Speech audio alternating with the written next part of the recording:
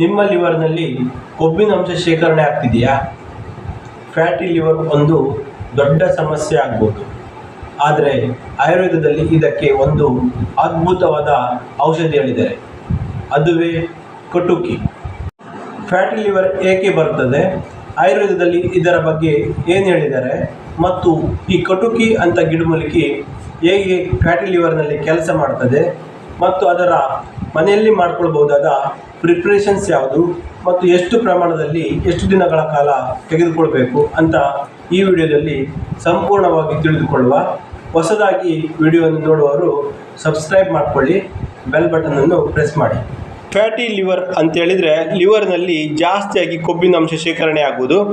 Normally ಮನುಷ್ಯನ ಲಿವರಿನಲ್ಲಿ 5%ಗಿಂತ ಕಡಿಮೆಯಾಗಿ ಕೊಬ್ಬಿನ ಅಂಶ ಶೇಖರಣೆ ಆಗಿರಬೇಕಾಗ್ತದೆ. ಆದರೆ ಫ್ಯಾಟಿ ಲಿವರ್ನಲ್ಲಿ 5%ಗಿಂತ ಜಾಸ್ತಿಯಾಗಿ ಕೊಬ್ಬಿನ ಅಂಶ ಶೇಖರಣೆ ಆಗ್ತದೆ. ಇದಕ್ಕೆ ಫ್ಯಾಟಿ ಲಿವರ್ ಅಂತ ಹೇಳ್ತಾರೆ. ಇದರಲ್ಲಿ 3 ಸ್ಟೇಜಸ್ ಇದೆ: ಗ್ರೇಡ್ 1 ಸ್ಟೇಜ್, ಗ್ರೇಡ್ 2 ಸ್ಟೇಜ್ ಮತ್ತು ಗ್ರೇಡ್ 3 ಸ್ಟೇಜ್. ಆಯುರ್ವೇದದಲ್ಲಿ ಇದನ್ನು ಯಕೃತ್ ರೋಗ ಅಥವಾ ಮೇದಧಾತು ದುಷ್ಟಿ ಅಥವಾ ಕಫಪಿತ್ತ ವೃದ್ಧಿ ಅಂತ ಹೇಳಿದ್ದಾರೆ. ಇದು ಹೇಗೆ ಬರ್ತದೆ ಅಂತ ಹೇಳಿದರೆ, ಇದಕ್ಕೆ ಕಾರಣ ಯಾವುದಂತ ನೋಡಿದರೆ, ಅತಿಯಾದ ಸ್ನಿಗ್ಧಾಹಾರ ಸೇವಿಸುವುದು ಅಂತೇಳಿದರೆ ಎಣ್ಣೆಯಲ್ಲಿ ಬಿಟ್ಟಿದ್ದ ಆಹಾರವನ್ನು ಜಾಸ್ತಿಯಾಗಿ ಸೇವಿಸುವುದು, ಅತಿಯಾದ ಮಧುರ ಆಹಾರ ಸೇವಿಸುವುದು ಅಂತೇಳಿದರೆ ಕಾರ್ಬೋಹೈಡ್ರೇಟ್ ಫುಡ್ ಜಾಸ್ತಿಯಾಗಿ ತೆಗೆದುಕೊಳ್ಳುವುದು. ಇದರಿಂದ ಫ್ಯಾಟಿ ಲಿವರ್ ಬರುವ ಚಾನ್ಸಸ್ ಜಾಸ್ತಿ ಇದೆ ಅಂತ ಹೇಳ್ತಾರೆ. ಏನಾಗ್ತದೆ ಅಂತ ಹೇಳಿದರೆ, ಈ ಕಾರ್ಬೋಹೈಡ್ರೇಟ್ ಫುಡ್ ಮತ್ತು ಅತಿಯಾದ ಎಣ್ಣೆ ಪದಾರ್ಥವನ್ನು ತಿನ್ನುವುದರಿಂದ ಅಗ್ನಿ ಮಂದವಾಗಿ ಆಮ ಉತ್ಪತ್ತಿ ಆಗ್ತದೆ.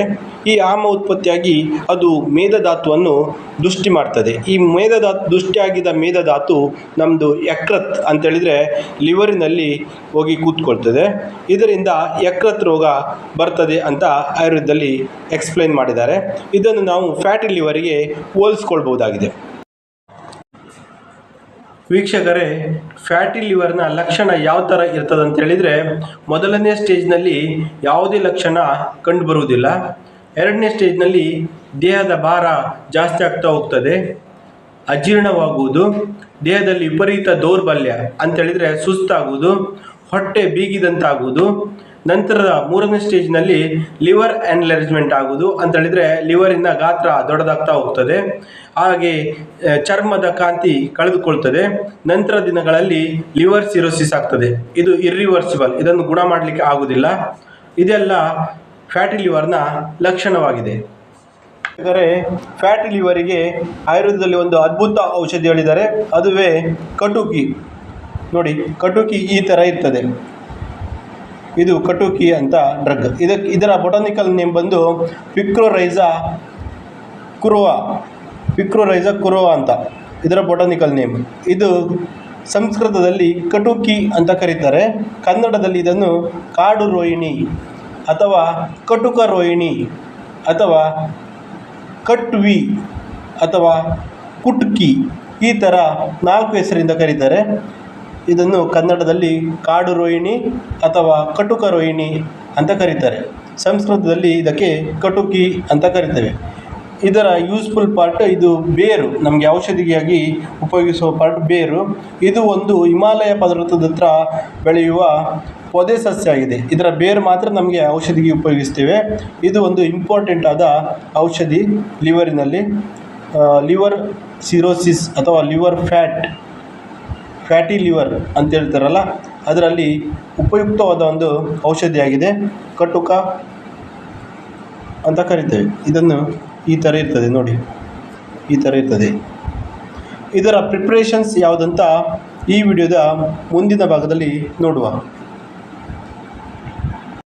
ಫ್ಯಾಟಿ ಲಿವರ್ನಲ್ಲಿ ಕಟುಕಿ ಪ್ರಿಪ್ರೇಷನ್ಸ್ ಯಾವುದಂತ ಹೇಳಿದರೆ, ಕಟುಕಿ ಚೂರ್ಣ ನೋಡಿ, ಸ್ವಲ್ಪ ಕಟುಕಿಯನ್ನು ತೆಗೆದು ನಾವು ಈ ಥರ ಕಲ್ಲು ಯಂತ್ರದಲ್ಲಿ ಹಾಕಿ ಕುಟ್ಕೊಳ್ಬೇಕು. ನೀವು ಗ್ರೈಂಡರಲ್ಲಿ ಕೂಡ ಮಾಡ್ಕೊಳ್ಬೋದು. ಈ ಥರ ಕುಟ್ಟಿ ಒಣಗಿದ ಕಟುಕಿ ಬೇರನ್ನು ಕುಟ್ಟಿ ಪುಡಿ ಮಾಡ್ಕೊಳ್ಬೇಕು. ನೋಡಿ, ಈ ಥರ ಆದಮೇಲೆ ಇದನ್ನು ನಾವು ಗಾಳಿಸ್ಕೊಳ್ಬೇಕು. ಗಾಳಿಸ್ಕೊಂಡ ನಂತರ ಅದನ್ನು ಯೂಸ್ ಮಾಡ್ಕೊಳ್ಬೇಕಾಗ್ತದೆ. ನೋಡಿ ವೀಕ್ಷಕರೇ, ಗಾಳಿಸಿದ ನಂತರ ಈ ಥರ ಮೃದುವಾದ ಚೂರ್ಣ ಸಿಗ್ತದೆ. ಇದನ್ನು ನಾವು 250 ಮಿಲಿಗ್ರಾಮಿಂದ 500 ಮಿಲಿಗ್ರಾಮ್ ಅಂತೇಳಿದರೆ 1/4 ಚಮಚದಷ್ಟು ತೆಗೆದುಕೊಂಡು 1 ಚಮಚ ಜೇನುತುಪ್ಪದಲ್ಲಿ ಬೆಳಿಗ್ಗೆ ಖಾಲಿ ಹೊಟ್ಟೆಗೆ ತೆಗೆದುಕೊಳ್ತಾ ಬರಬೇಕಾಗ್ತದೆ.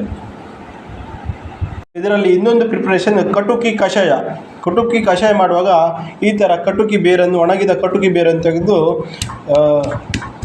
ಗುದ್ಕೊಳ್ಬೇಕು. ನಂತರ ಇದನ್ನು ಒರಟಾದ ಚೂರ್ಣ ಮಾಡ್ಕೊಳ್ಬೇಕು, ರಫ್ ಚೂರ್ಣ. ಇದು ಫೈನ್ ಪೌಡ್ರ್ ಆಗಲಿಕ್ಕಿಲ್ಲ, ಕಷಾಯದಲ್ಲಿ ರಫ್ ಚೂರ್ಣ ಆಗಬೇಕು. ನೋಡಿ ವೀಕ್ಷಕರೇ, ಕಟುಕಿ ಕಷಾಯದಲ್ಲಿ ಈ ಥರ ಒರಟಾದ ಪೌಡ್ರ್ ಆದಮೇಲೆ 1 ಚಮಚ ಈ ಕಟುಕಿ ಚೂರ್ಣವನ್ನು ತೆಗೆದುಕೊಳ್ಬೇಕು. 200 ml ನೀರು ತೆಗೆದುಕೊಳ್ಬೇಕು. ಅಂದರೆ ಇದರದ್ದು 16 ಪಾರ್ಟು 200 ml ಆಗ್ತದೆ ನೀರು ತೆಗೆದುಕೊಳ್ಬೇಕು. ನಂತರ ಅದನ್ನು ಮಂದಾಗ್ನಿಯಲ್ಲಿ ಕುದಿಸಬೇಕು. ಅದನ್ನು ಕುದಿಸಿದ ನಂತರ ಅದು ಕಾಲು ಭಾಗ ಕೀಳಬೇಕು. ಅಂತೇಳಿದರೆ 50 ml ಉಳಿದಾಗ ಅದನ್ನು ಸೋಸಿಕೊಂಡು ಬೆಳಿಗ್ಗೆ 50 ml, ಬೆಳಿಗ್ಗೆ 25 ml ಮತ್ತು ರಾತ್ರಿ 25 ml ಖಾಲಿ ಹೊಟ್ಟೆಯಲ್ಲಿ ಕುಡಿಬೇಕಾಗ್ತದೆ.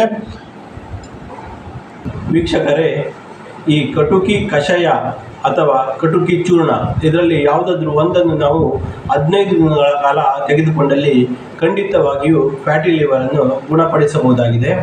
ಇದು ಯಾವ ಥರ ಕೆಲಸ ಮಾಡಿದೆ ಅಂತ ಹೇಳಿದರೆ, ಈ ಕಟುಕಿಯ ಗುಣ ದೀಪನ ಮತ್ತು ಪಾಚನ ಅಂತೇಳಿದರೆ ಇದು ಡೈಜೆಷನ್ ಪವರ್ ಜಾಸ್ತಿ ಮಾಡ್ತದೆ. ಜಠರಾಗ್ನಿ ಮತ್ತು ಧಾತು ಅಗ್ನಿಯಲ್ಲಿ ಡೈಜೆಷನ್ ಜಾಸ್ತಿ ಮಾಡ್ತದೆ ಅಂತೇಳಿದರೆ ಮೆಟಬಾಲಿಸಮ್ ಜಾಸ್ತಿ ಮಾಡ್ತದೆ. ಮತ್ತು ಇದರ ಲೇಖನ ಗುಣದಿಂದಾಗಿ ಈ ಕೆಟ್ಟ ಕೊಬ್ಬಿನಂಶ ಕರಗಲಿಕ್ಕೆ ಶುರು ಆಗ್ತದೆ. ಇದರ ಮುಖ್ಯ ಗುಣ ಲೇಖನವಾಗಿರುತ್ತದೆ. ಮತ್ತೊಂದು ಇದರ ಗುಣ ಅಂದರೆ ವಿರೇಚನ. ಇದು ಮಲವನ್ನು ಮೃದುವಾಗಿಸಿ ಸುಲಭವಾಗಿ ಹೋಗುವಂತೆ ಮಾಡ್ತದೆ. ಈ ಎಲ್ಲ ಗುಣದಿಂದ ಕೆಟ್ಟ ಕೊಬ್ಬಿನಂಶ, ಲಿವರಿನಲ್ಲಿ ಶೇಖರಣೆಯಾದ ಕೆಟ್ಟ ಕೊಬ್ಬಿನಂಶ ಕರಗಿ ಹೋಗ್ತದೆ. ಆದ್ದರಿಂದ ಕಟುಕಿ ಒಂದು ಉತ್ತಮ ಔಷಧಿ ಯಾವುದರಲ್ಲಿ? ಫ್ಯಾಟಿ ಲಿವರ್ನಲ್ಲಿ. ಆದ್ದರಿಂದ ಫ್ಯಾಟಿ ಲಿವರ್ ಇದ್ದವರು 15 ದಿನಗಳ ಕಾಲ ಈ ಪ್ರಿಪ್ರೇಷನ್ನು ಮಾಡಿದರೆ ಖಂಡಿತವಾಗಿಯೂ ರಿಸಲ್ಟ್ ಸಿಗ್ತದೆ. ವೀಕ್ಷಕರೇ, ಇಷ್ಟು ಹೇಳಿ ಈ ವಿಡಿಯೋನ ಇಲ್ಲಿಗೆ ಮುಗಿಸ್ತೇನೆ. ಸ್ವಸ್ಥಸ್ಯ ಸ್ವಾಸ್ಥ್ಯ ರಕ್ಷಣಂ ಆತುರಸ್ಯ ವಿಕಾರ ಪ್ರಶಮನಂ. ನಮ್ಮ ವಿಡಿಯೋನ ಹೊಸದಾಗಿ ನೋಡುವವರು ಚಾನಲನ್ನು ಸಬ್ಸ್ಕ್ರೈಬ್ ಮಾಡಿಕೊಳ್ಳಿ. ಧನ್ಯವಾದಗಳು.